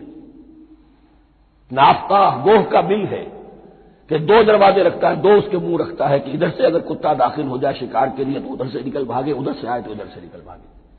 تو دو منہ انسان، یہ در حقیقت جس کو پھر سورہ نساء میں کہا گیا لا الہ الا ولا الہ الا، نہ ادھر کے ہیں نہ ادھر کے، مذبذبین بین ذالک، اس کے درمیان مذبذب ہو کر رہ گئے. یہ شیطان کا لفظ یہاں سمجھ لیجئے کہ اس کے دو رائے ہیں کہ یہ شطنہ سے بنا ہے یا شات سے بنا ہے، شین الف توئے یا شین طا نون. شطنہ کے معنی تباعدا، کو بہت دور ہو گیا، دور ہو گیا. شیطان سے مراد جو اللہ کی رحمت سے بہت دور ہو گیا. اور شاتا یشیتوں کے معنی ہے احترق غضبا وحسدا، کوئی شخص غصے اور حسد کے اندر جل رہا ہو، وہ شاتا یشیتو ہے. اس سے فعلان کے وزن پر، رحمان کے وزن پر، غضبان کے وزن پر شیطان، یعنی وہ کہ جو حسد اور غضب کی آگ میں جل رہا ہے. تو یہ ایک تو شیطان وہ ہے جو جنات میں سے ہے، جس کا نام عزازیل تھا پہلے، اب ہم اسے ابلیس کے نام سے جانتے ہیں. وہ ایک شیطان ہے، جنی ہے. پھر یہ کہ جو بھی اس کے پیروکار ہیں دنیا میں انسانوں میں سے ہو یا جنات میں سے ہو، وہ بھی شیاطین ہیں. اسی طرح اہل کفر، اہل زیغ کے جو بڑے بڑے سردار ہوتے ہیں ان کو بھی شیطان سے تعبیر کیا گیا. وَإِذَا خَلَوْا إِلَىٰ شَيَاطِينِهِمْ قَالُوا إِنَّا مَعَكُمْ. اور جب وہ خلوت میں ہوتے ہیں، علیحدگی میں ہوتے ہیں اپنے شیاطین کے پاس، سرداروں کے پاس، کہتے ہیں ہم تو آپ کے ساتھ ہیں. انما نحن مستہزئون، یہ تو ہم ان مسلمانوں کو بیوقوف بنا رہے ہیں، ان سے استہزاء کر رہے ہیں، تمسخر کر رہے ہیں. ہم تمسخر میں کہہ دیتے ہیں کہ ہم بھی آپ کے ساتھ ہیں. آمنا.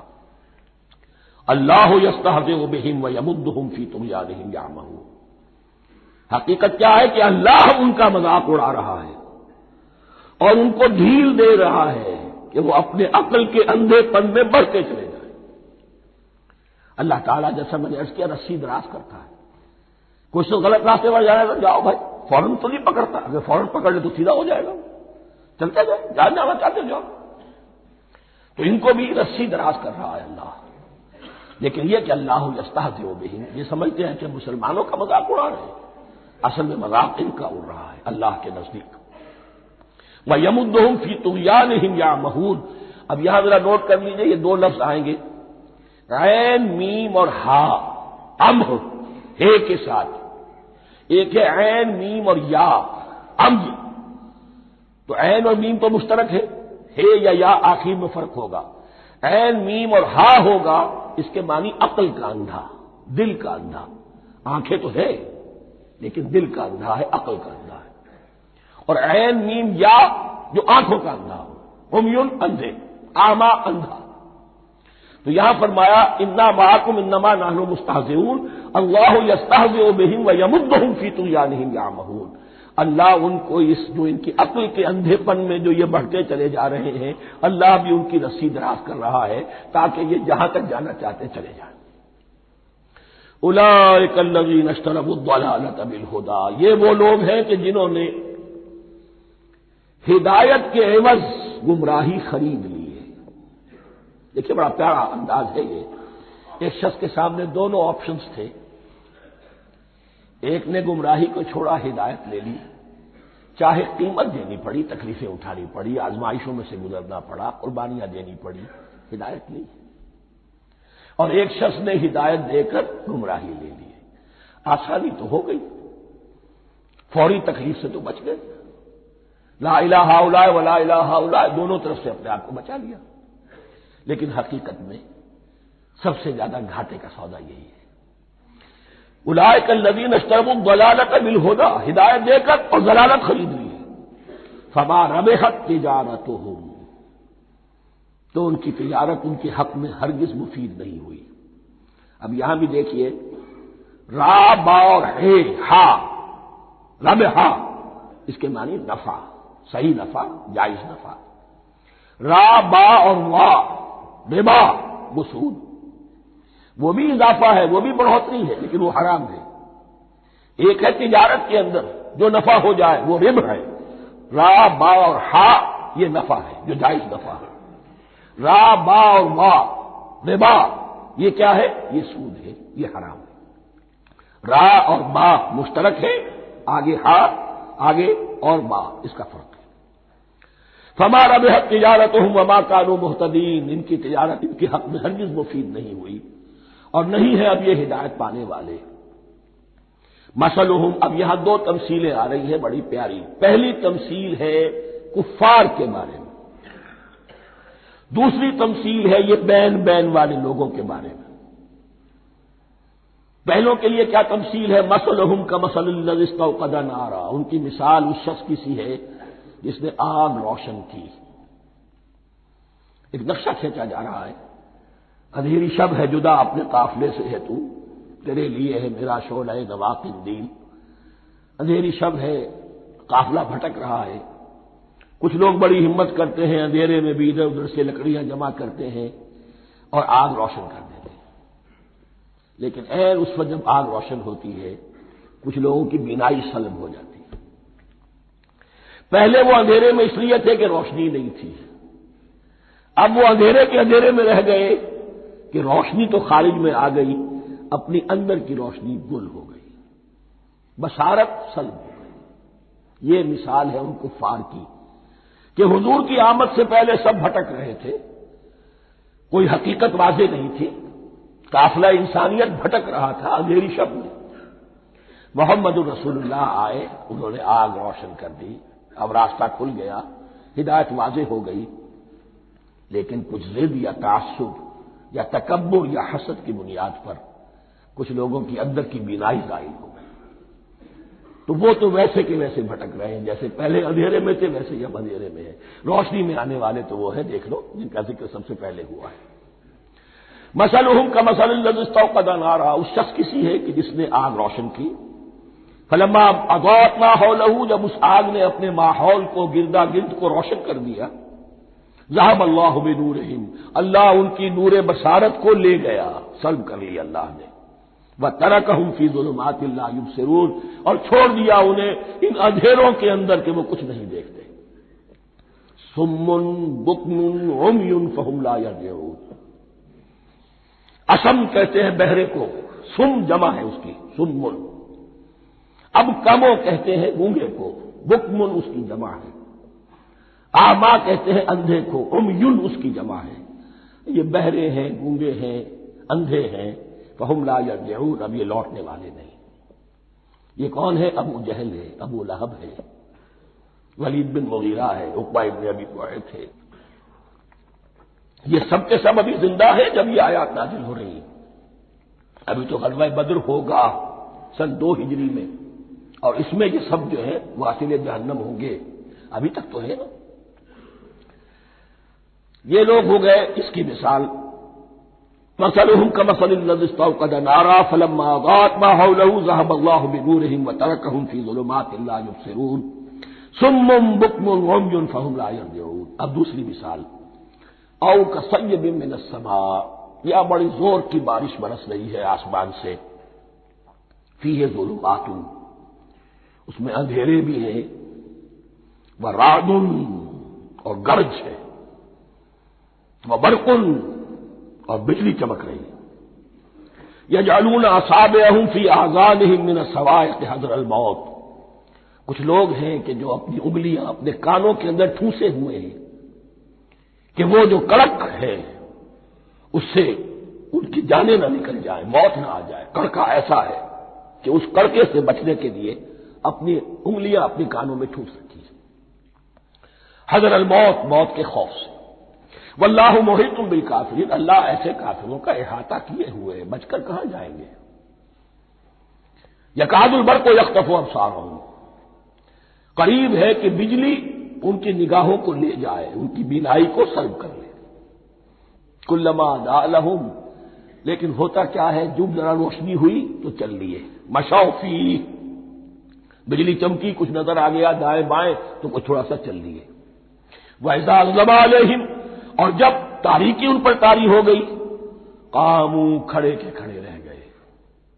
یہ نقشہ ہے ان کا کہ ایک طرف بارش ہو رہی ہے، قرآن مجید ہے، آسمان سے نازل ہو رہا ہے، یہ ماہ مبارکہ ہے، یہ کتاب مبارک ہے، لیکن یہ کہ اس کے ساتھ کڑکے ہیں، گرج ہے، کفر سے مقابلہ ہے، کفر کی طرف سے دھمکیاں ہیں، اندیشے ہیں، خطرات ہیں، امتحانات ہیں، آزمائشیں ہیں۔ ذرا کہیں حالات کچھ بہتر ہوئے، کچھ جسے بریدنگ سپیس کہتے ہیں ملی تو تھوڑا سا چل لیے، ہم بھی مسلمان ہیں، کوئی خاص موقع نہیں ہے، کسی جنگ کے لیے بلایا نہیں جا رہا ہے تو بڑھ چڑھ کے باتیں کر رہے ہیں، اپنے ایمان کا اظہار بھی کر رہے ہیں۔ جیسے ہی کوئی آزمائش آئی چھٹک کر کھڑے کے کھڑے رہ گئے۔ وَلَوْ شَاءَ اللَّهُ لَذَهَبَ بِسَمْعِهِمْ وَأَبْصَارِهِمْ، اللہ چاہتا تو ان کی سماعت اور بصارت کو بھی سلب کر لیتا، لیکن اللہ کا قانون یہی ہے، جو جہاں رہنا چاہے اس نے آزادی ارادہ دی ہے انسان کو۔ تم اگر مومن صادق بن کر رہنا چاہتے ہو اس کو آسان کر دے گا تمہارے لیے۔ تم نے اپنے تعصب کی وجہ سے، اپنے تکبر کی وجہ سے کفر کا راستہ اختیار کیا، اللہ اسی کو کھول دے گا۔ تم بیچ میں لٹکنا چاہتے ہو لٹکتے رہو، اللہ تعالیٰ جو ہے جبرن کسی کو نہ حق پہ لائے گا نہ جبرن کسی کو باطل پر لے کر جائے گا، اس لیے کہ جبر اگر ہو تو پھر امتحان کا معاملہ ختم، پھر جزا و سزا بیکار ہے، غیر منطقی ہے، غیر معقول ہے۔ ان اللہ علی کل شیء قدیر، یقیناً اللہ تعالیٰ ہر چیز پر قادر ہے۔ یہ 2 رکوع اس اعتبار سے کہ انسانی شخصیتوں کا سمجھنا، اور جیسا کہ میں نے عرض کیا قابل عام ذہن میں رکھیے، جب بھی کبھی کوئی دعوت حق اٹھے گی، اگر وہ واقعتاً کل کے کل حق کی دعوت ہے اور اس میں انقلابی رنگ ہے کہ باطل سے پنجہ آزمائی کرنی ہے، باطل کو نیچا دکھانا ہے، حق کا غلبہ کرنا ہے، تو یہ 3 قسم کے افراد لازماً ہمیشہ وجود میں آ جائیں۔ ان کو پہچاننا، ان کے کردار کی جو اصل جو اس کے پیچھے پس منظر ہے اس کو جاننا بہت ضروری ہے۔ اب جو تیسرا رکوع آ رہا ہے سورہ بقرہ کا، اس میں قرآن کی دعوت کا خلاصہ ہے۔ قرآن کیا ماننے کی دعوت دیتا ہے، اس کی پکار کیا ہے۔ جیسا کہ میں عرض کر چکا ہوں 2/3 قرآن پہلے نازل ہو چکا ہے، پس منظر میں ہے۔ ہمارے لیے اس ترتیب مصحف کے اعتبار سے وہ قرآن بعد میں آئے گا، ترتیب نزولی کے اعتبار سے وہ پس منظر میں موجود ہے، لیکن چونکہ یہاں پر مصحف کے اندر یہاں سے آغاز کیا جا رہا ہے، لہذا اس کا خلاصہ جو ہے لب لباب یہ 1 رکوع میں، اور قرآن کے فلسفے کا اور اس کے بعد نہایت ہی اہم جو موضوعات ہیں اور مسائل ہیں ان کا ذکر پھر 4تھے رکوع میں۔ ابھی ہم تیسرا رکوع پڑھ رہے ہیں۔ یا ایھا الناس اعبدوا ربکم الذی خلقکم والذین من قبلکم لعلکم تتقون، اے لوگو بندگی اختیار کرو اپنے اس رب کی، اپنے اس مالک کی جس نے تمہیں پیدا کیا، اور نہ صرف تم کو پیدا کیا، تم سے پہلے جتنے لوگ گزرے انہیں بھی پیدا کیا تاکہ تم بچ سکو۔ یہ قرآن کی دعوت کا خلاصہ ہے، اور یہ نوٹ کر لیجئے یہ تمام انبیاء اور رسل کی دعوت یہی تھی۔ اب جب پڑھیں گے سورہ اعراف پڑھیں گے، سورہ شعراء پڑھیں گے، ایک ایک کا نام لے کر ان اعبدوا اللہ واطیعون، ہر رسول کی دعوت یہ تھی اللہ کی بندگی کرو، میری اطاعت کرو۔ یا قوم اعبدوا اللہ ما لکم من الہ غیرہ، اے میری قوم کے لوگوں اللہ کی بندگی کرو، تمہارا کوئی الہ اور معبود اس کے سوا نہیں ہے۔ پھر عضو قرآن یہی عبادت رب انسان کی تخلیق کی غایت ہے، وما خلقت الجن والانس الا لیعبدون، ہم نے جنوں اور انسانوں کو پیدا ہی صرف اس لیے کیا ہے کہ ہماری بندگی کریں۔ لیکن یہاں ایک فرق بہت بڑا ہے، تمام رسولوں کی دعوت یہی ہے، محمد الرسول اللہ کی بھی یہی ہے، لیکن بڑا فرق کیا ہے؟ باقی تمام رسولوں کی دعوت آپ کو ملے گی یا قوم، اے میری قوم کے لوگوں، یہاں ہے یا ایھا الناس، اے بنی آدم، اے بنی نوع انسان۔ معلوم ہوا کہ تمام رسول حضور سے پہلے صرف اپنی اپنی قوموں کی طرف آئے ہیں، پہلے اور آخری اور کامل رسول ہیں اللہ کے محمد صلی اللہ علیہ وسلم، جن کی دعوت آفاقی ہے۔ یا ایھا الناس، یا قوم نہیں، یا ایھا الناس اعبدوا ربکم الذی خلقکم والذین من قبلکم۔ اس میں دلیل بھی آ گئی کہ عام طور پر لوگ جو ہے غلط راستے پر اس دلیل سے جمے رہتے ہیں کہ ہمارے آباء و اجداد کا راستہ یہی تھا۔ تو بھائی جیسے تم مخلوق ہو ایسے ہی وہ بھی تو مخلوق تھے، جیسے تم خطا کر سکتے ہو وہ بھی تو خطا کر سکتے تھے۔ لہذا یہ نہ دیکھو کہ آباء و اجداد کا راستہ کیا تھا، دیکھو یہ کہ حق کیا ہے، لعلکم تتقون، تاکہ تم بچ جاؤ، دنیا میں افراط و تفریط کے دھکوں سے بچ جاؤ گے، آخرت میں اللہ کے عذاب سے بچ جاؤ گے۔ ان دونوں سے اگر بچنا ہے تو اللہ کی بندگی کی روش اختیار کرو۔ اچھا کس رب کی؟ الذی جعل لکم الارض فراشا والسماء بناء، جس نے تمہارے لیے زمین کو فرش بنا دیا اور آسمان کو چھت بنا دیا۔ وانزل من السماء ماء، اور آسمان سے پانی برسایا، فاخرج به من الثمرات رزقا لکم، اور پھر اس پانی کے ذریعے سے زمین سے میووں کی شکل میں، پیداوار کی شکل میں تمہارے لیے رزق اگایا۔ فلا تجعلوا للہ اندادا وانتم تعلمون، تو ہرگز نہ اللہ کا مد مقابل کسی کو ٹھہراؤ جانتے بوجھتے۔ وانتم تعلمون کا ایک مطلب یہ بھی ہے کہ تم بھی مانتے ہو کہ اس کائنات کا خالق اللہ کے سوا کوئی نہیں، اہل عرب بھی مانتے تھے، جو ان کے دیوی دیوتا تھے وہ سمجھتے تھے کہ یہ اللہ کے اوتار ہیں یا اللہ کے ہاں بہت یہ پسندیدہ ہیں، اللہ کے محبوب ہیں، اس کے اولیاء ہیں، اس کی بیٹیاں ہیں، لہذا یہ شفاعت کریں گے تو ہمارا بیڑا پار ہو جائے گا، ورنہ خالق وہ مانتے تھے اللہ ایک ہی ہے۔ جب تم یہ مانتے ہو کائنات کا خالق ایک، مدبر ایک، تو اب کسی کو اس کا مد مقابل نہ بناؤ۔ انداز ند کی جمع ہے، لا ضد لہ ولا ند لہ، اللہ کا کوئی مد مقابل نہیں۔ اس میں یہاں تک بات ہے کہ حضور اس درجے، اس توحید کی باریکیوں تک پہنچا کر گئے ہیں اس امت کو کہ کسی صحابی نے ایسے ہی کہہ دیا ما شاء اللہ و ما شئت، جو اللہ چاہے اور جو آپ چاہیں۔ حضور نے فوراً ٹوک دیا اجعلتنی للہ ندا، کیا تو نے مجھے اللہ کا مد مقابل بنا دیا ہے؟ اس کائنات میں مشیت صرف ایک کی چلتی ہے، کسی اور کی مشیت اس کی مشیت کے تابع پوری ہو جائے،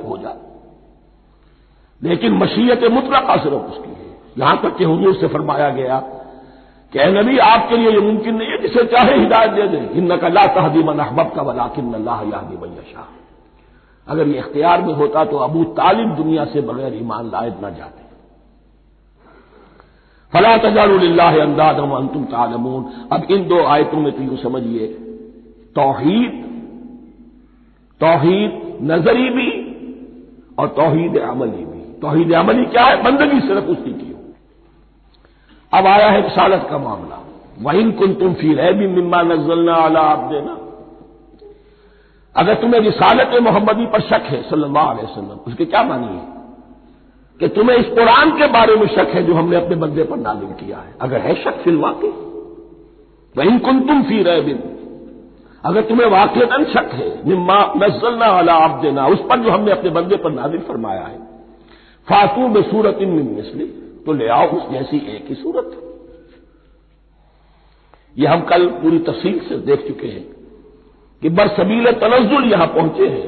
پہلے دو آیتیں میں نے آپ کو سنائی تھی، اس میں پورے قرآن کی مثال لانے کا چیلنج کیا گیا۔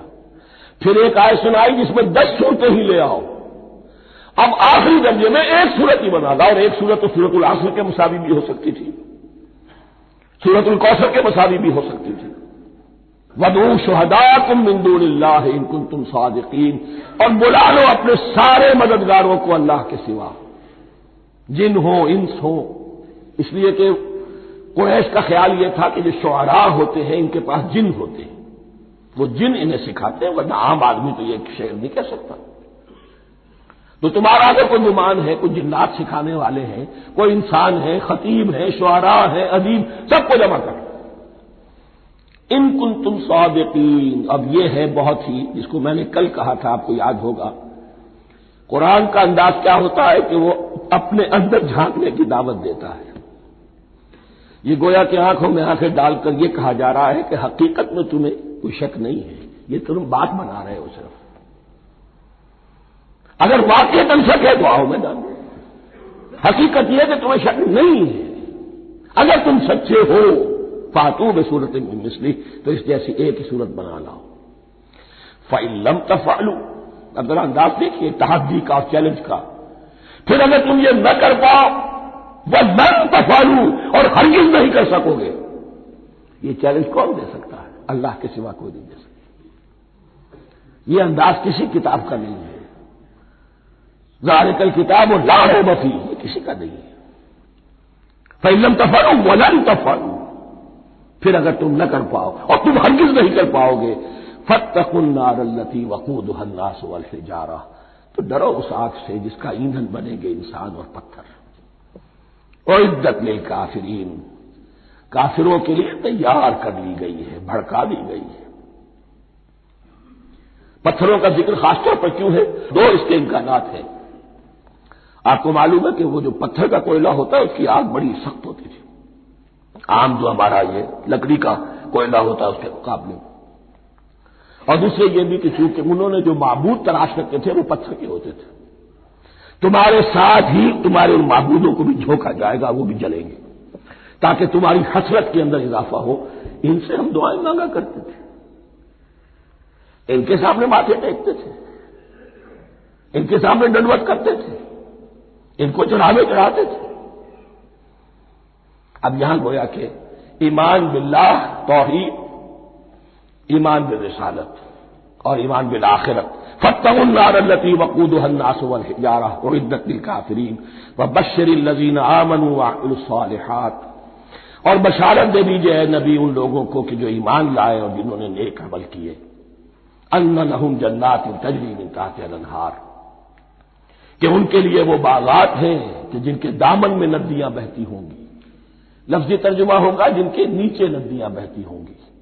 مراد اس سے کیا ہے؟ عام فطری باغ وہ ہوتے تھے کہ جس میں ذرا اونچائی پر جو ہے درخت لگے ہوئے ہیں اور دامن میں ندی بہ رہی ہے، تو اس سے خود بخود جو ہے وہ اریگیشن، نیچرل اریگیشن ہو رہی ہے، درختوں کے جڑوں تک پانی پہنچ رہا ہے۔ بارہ ترجمہ آپ لفظی کریں، ان کے نیچے ندیاں بہتی ہوں گی یا یہ کہ جن کے دامن میں ندیاں بہتی ہوں گی۔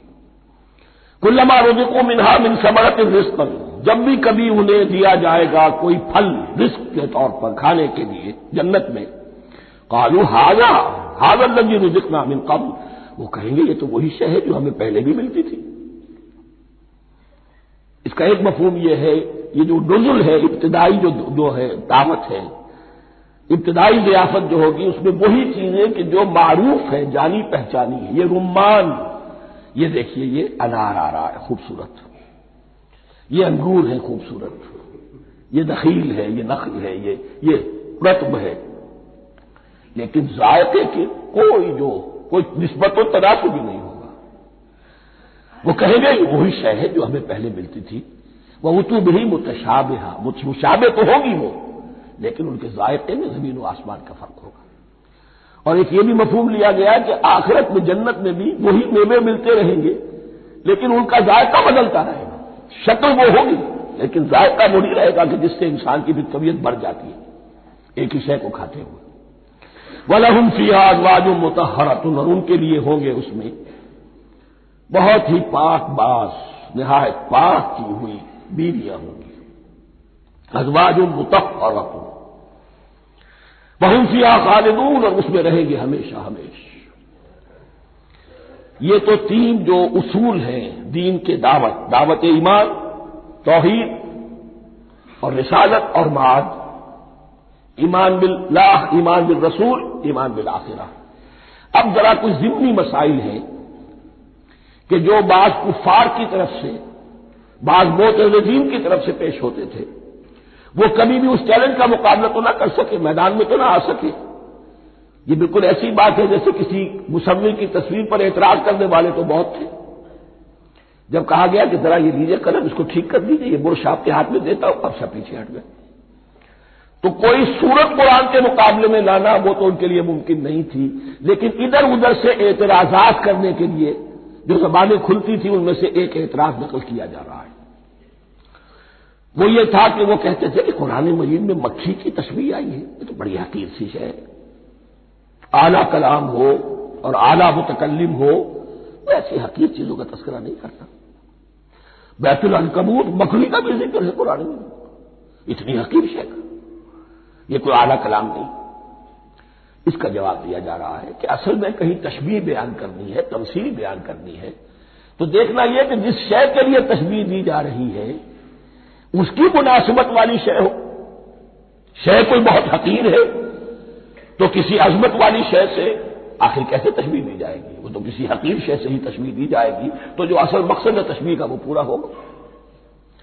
ان اللہ لا یستحیی ان یضرب مثلا ما بعوضۃ فما فوقها، اللہ تعالیٰ کو تو اس میں کوئی جھجک نہیں ہے، کوئی شرم نہیں ہے کہ وہ مچھر کی مثال بیان کرے، تو اس سے اوپر، اب یا فوقها میں دونوں معنی ہو جائیں گے، یعنی کمتر اور حقیر ہونے میں اس سے بھی بڑھ کر، یا یہ کہ اس سے اوپر کی کوئی شے اس کی مثال دینے میں اللہ کو کوئی جھجک نہیں، اس لیے کہ مکھی بھی بہرحال مچھر سے تو ذرا بڑی شے ہے، اس معنی میں بھی ہو سکتا ہے فوقها، اور فوقها اس معنی میں بھی کہ اس سے بھی حقیر ہونے میں اس سے بھی بڑھ کر۔ فَأَمَّا الَّذِينَ آمَنُوا فَيَعْلَمُونَ أَنَّهُ الْحَقُّ مِنْ رَبِّهِمْ، تو جو لوگ صاحب ایمان ہیں وہ جان لیتے ہیں کہ یہ حق ہے ہمارے رب کی طرف سے۔ وَأَمَّا الَّذِينَ كَفَرُوا، اور جنہوں نے کفر کیا ہے، فَيَقُولُونَ مَاذَا أَرَادَ اللَّهُ بِهَذَا مَثَلًا، یہ کیا مثال اللہ نے دی، کیا ارادہ ہوا اللہ کا اس مثال کے ذریعے سے، ناک بہت چڑھا رہے ہیں، اعتراض کر رہے ہیں۔ اب جو آ رہا ہے اگلا جملہ وہ ہے بہت اہم، یضل بہ کثیرا ویہدی بہ کثیرا، اسی کے ذریعے سے اللہ بہتوں کو ہدایت دیتا ہے اور اسی کے ذریعے سے بہتوں کو گمراہ کرتا ہے۔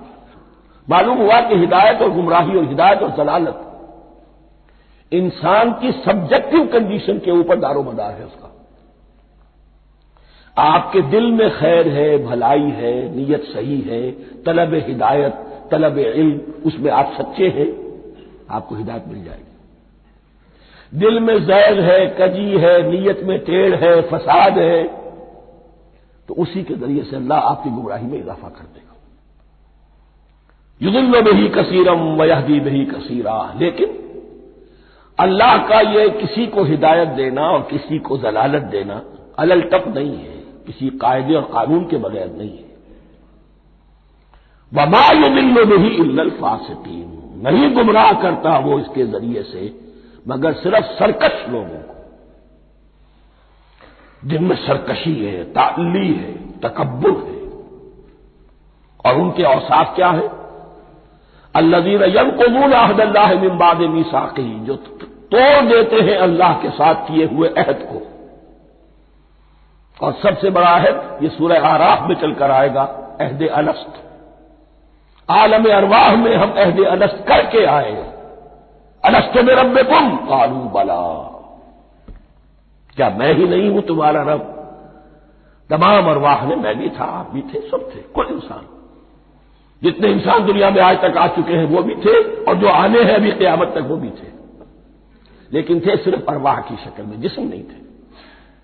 اور یہ میں آپ کو بتا چکا ہوں، مکمل وجود ہے انسان کا روحانی وجود، اولاً تخلیق اس کی ہوئی تھی، اسی سے آگے چل کر ایک بہت فلسفے کا بہت گہرا مضمون آ رہا ہے آگے چل کر۔ وہ جو عہد الست بربکم قالوا بلا، انہوں نے اس عہد کو توڑا، اللہ کو اپنا مالک اور خالق اور اپنا حاکم جاننے کی بجائے خود حاکم بن کر بیٹھ گئے۔ الیس لی ملک مصر، کیا مصر کی بادشاہی میری نہیں ہے؟ I am the sovereign, we are sovereign, popular sovereignty, بغاوت، سرکشی، فاسق۔ وما يضل به الا الفاسقين الذين ينقضون عهد الله من بعد ميثاقه ويقطعون ما امر الله به ان يوصل، اور کاٹتے ہیں وہ چیز جسے اللہ نے جوڑنے کا حکم دیا ہے، اللہ نے صلہ رحمی کا حکم دیا ہے، یہ قطع رحمی کرتے ہیں مال کی طلب میں، بھائی بھائی کو ختم کرتا ہے اس کے مال کو ہتھیانے کے لیے، اپنی ذاتی اغراض کے لیے تمام اخلاقی حدود جو ہے انسان پسو پیش ڈال دیتا ہے، اپنا تکبر، اپنے لیے تعلی۔ الذین، آپ دیکھیے نوٹ کیجئے، اس میں ہماری شریعت کا فلسفہ یہ ہے، ایک تعلق ہے اللہ کا بندے کے ساتھ، حقوق اللہ، ایک ہے بندوں کا بندوں کے ساتھ، حقوق العباد۔ اللہ کا حق کیا ہے؟ اسے حاکم اور مالک، اور حاکم سمجھو، الملک سمجھو، خود اس کے بندے بنو۔ انسانوں کا حق کیا ہے؟ کونوا عباد اللہ اخوانا، سب آپس میں بھائی بھائی اللہ کے بندے بن جاؤ۔ اور اس میں سب سے اہم ترین رحمی رشتہ ہے، سگے بھائی بہنیں، پھر دادی کے اوپر جا کر وہ کزنس آ جائیں گے، پر دادی پر جا کر اور جمع ہو جائیں گے، یہاں تک کہ آدم و حوا پر تمام انسان جمع ہو جائیں گے۔ تو رحمی رشتے کی بڑی اہمیت ہے۔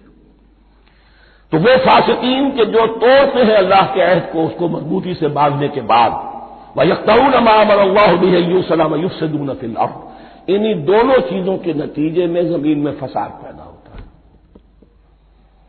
یا اللہ کی اطاعت سے باغی ہو گئے اور یا آپس میں ایک دوسرے کی گردنیں کاٹنے لگے۔ اولئک هم الخاسرون، یہی لوگ ہیں جو بالآخر خسارے میں، آخری اور دائمی خسارے میں رہنے والے ہیں۔ کیف تکفرون باللہ وکنتم امواتا، تم کیسے کفر کرتے ہو اللہ کا؟ بڑا پیارا انداز ہے، وکنتم امواتا، تم مردہ تھے، فاحیاکم، تمہیں زندہ کیا، ثم یمیتکم، پھر تمہیں مارے گا، ثم یحییکم، پھر جلائے گا، ثم الیہ ترجعون، پھر تم اس کی طرف لوٹ جاؤ گے، لوٹا دیے جاؤ گے۔ یہاں وہ بات آ گئی جو آج نگاہوں سے بالکل اوجھل ہو چکی ہے، یہ ہم دنیا میں آنے سے پہلے مردہ تھے، کیا مانے؟ یہ مضمون آ کر اصل میں سورہ غافر یا سورہ مومن میں چل کر اس کی پوری وضاحت ہوگی، لیکن چونکہ یہاں تذکرہ ہو چکا ہے عہد الست کا، ہماری پہلی تخلیق ہوئی عالم ارواح میں، ارواح کی صورت میں، پھر ہمیں سلا دیا گیا، وہ ہماری پہلی موت تھی۔ مردہ جو ہے معدوم نہیں ہوتا، مردہ ہوتا ہے، بے جان ہوتا ہے، سویا ہوا ہوتا ہے، اور موت کو اور نیند کو تشبیہ دی گئی ہے۔ پھر ہمیں اس جسد کے ساتھ یہاں زندہ کیا گیا، پھر موت طاری ہوگی، پھر ہمیں زندہ کیا جائے گا۔ یہ آیت جیسا کہ میں نے عرض کیا بہت بڑی اور بڑی گہری حکمت اور فلسفہ قرآن کی آیت ہے۔ کیسے اللہ کا انکار کرتے؟ کون تم اموات، تم مردہ تھے، سوئی ہوئی ارواح کی شکل میں تھے، فاحیاکم، تمہیں جگایا اس جسد کے ساتھ، زندہ کیا، ثم یمیتکم ثم یحییکم، پھر تمہیں مارے گا، پھر جلائے گا، ثم الیہ ترجعون، پھر تم اس کی طرف لوٹا دیے جاؤ گے۔ اور اب اس کے بعد جو آخری آیت ہے هو الذی خلق لکم ما فی الارض جميعا، اس نے تمہارے لیے بنایا ہے جو کچھ بھی زمین میں ہے۔ اس میں خلافت کا مضمون آ گیا۔ حدیث میں آتا ہے انما الدنیا خلقت لکم وانتم خلقتم للآخرہ، یہ دنیا تمہارے لیے بنائی گئی ہے، تم آخرت کے لیے بنائے گئے ہو۔ هو الذی خلق لکم ما فی الارض جميعا، اس لیے کہ اگلی آیت پھر آ رہی ہے خلافت کی آیت، سارا کچھ زمین میں یہ بستر جو بچھایا اور یہ کائنات کو زمین کو سجایا تمہاری خلافت کے لیے۔ ثم استوى الى السماء فسواهن سبع سماوات، پھر وہ متوجہ ہوا آسمانوں کی طرف اور انہیں 7 آسمانوں کی شکل میں بنا دیا۔ جیسا کہ میں کل عرض کر چکا ہوں، یہ تاحال ابھی یہ آیات متشابہات میں سے ہے، 7 آسمانوں کی کیا حقیقت ہے ہم اس سے ابھی پورے طور سے واقف نہیں۔ وَهُوَ بِكُلِّ شَيْءٍ عَلِيمٌ، اور اسے ہر شے کا علم حقیقی حاصل ہے۔ بارک اللہ لی ولکم فی القرآن العظیم ونفعنی وإیاکم بالآیات والذکر الحکیم۔